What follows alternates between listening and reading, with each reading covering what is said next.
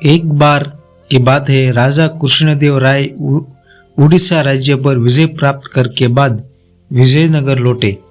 उनकी विजय से प्रसन्न होकर पूरे विजयनगर को सजाया गया और कृष्णदेव राव की शानदार स्वागत किया गया। अगले दिन दरबार में कृष्णदेव राय ने कहा कि यह विजय मेरे लिए बहुत ही खास है, इसीलिए हम कुछ ऐसा करना चाहते हैं जिससे यह विजय यादगार रहे। एक मंत्री राजा को सलाह दी कि आप एक विजय स्तंभ को शौक पर बनाइए। राजा को यह सुझाव पसंद आया। राजा ने कहा कि राजमिस्त्री को बुलाकर इसका निर्माण जल्द से जल्द कराया जाए।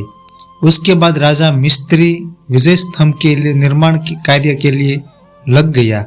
उसने विजय स्तंभ बनाने के बाद उस पर नक्काशी का काम करना शुरू कर दिया। उसने बड़ी मेहनत से रात दिन काम करके कुछ ही दिनों में विजय स्तंभ को पूरा कर दिया। उसके बाद एक खास दिन पर राजा ने उस विजय स्तंभ का शुभारंभ किया। विजय स्तंभ की सुंदरता को देखकर राजा और सभी व्यक्ति बहुत प्रसन्न हुए। राजा ने राजमिस्त्री को कहा कि इतनी सुंदर कारीगरी के लिए तुमको कुछ इनाम देना चाहता हूँ।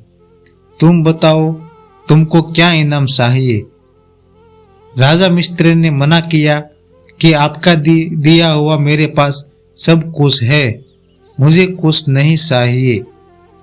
लेकिन राजा के बार बार कहने पर राजमिस्त्री बोला, महाराज आप मुझे देना ही चाहते हैं तो मुझे इस थैले में ऐसी वस्तु दो जो संसार में सबकी कीमती हो और कोई उसका मूल्य न लगा सके।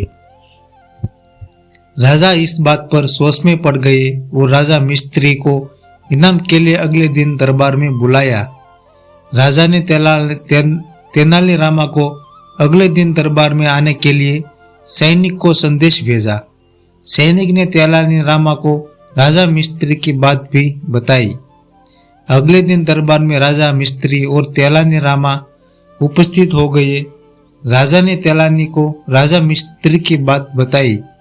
तेलानी बोला, महाराज ये बात जानता हूँ, महाराज वह कीमती वस्तु लेकर आया हूँ।